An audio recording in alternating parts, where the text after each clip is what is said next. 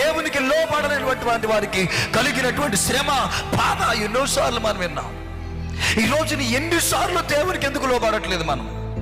ఎన్ని వాక్యాలు మనం వింటున్నాం, ఎన్నిసార్లు ప్రభు మాట్లాడుతున్నాడు, ఎన్నిసార్లు ప్రభు దర్శిస్తున్నాడు, ఎన్నిసార్లు దేవుని బిడ్డలారా ఆయన స్వరాన్ని వినిపిస్తున్నాడు. ఏ రోజైనా దేవునికి లోబడ్డావా? ఏ రోజైనా?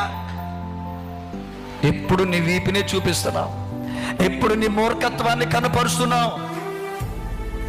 అబ్రహాము పిలువబడినప్పుడు అబ్రహాము దేవునికి లోబడిపోయాడు. అయ్యా, నువ్వు ఎలా చెప్తే అలా జీవిస్తానయ్యా, నువ్వు ఎలా నడిపిస్తే అలా నడుస్తానయ్యా, నువ్వు ఎక్కడికి వెళ్ళమంటే అక్కడికి వెళ్తానయ్యా అని అబ్రహాము లోబడిపోయాడు. ఎవరైతే దేవునికి లోబడతారో, లోబడే వారినే దేవుడు ఆశీర్వాదకరంగా మారుస్తాడు. కొంచెం గట్టిగా స్తోత్రం చెప్పాలి, గట్టిగా. నువ్వేది చెప్తే నేను చేయడానికి సిద్ధంగా ఉన్నానయ్యా అని లోబడిపోవాలి మనం. ప్రభు నమ్మే ప్రతి మనిషి లోబడటం నేర్చుకోవాలి. లోబడట్లోనే ఆశీర్వాదం ఉంది, లోబడట్లోనే దీవెన ఉంది.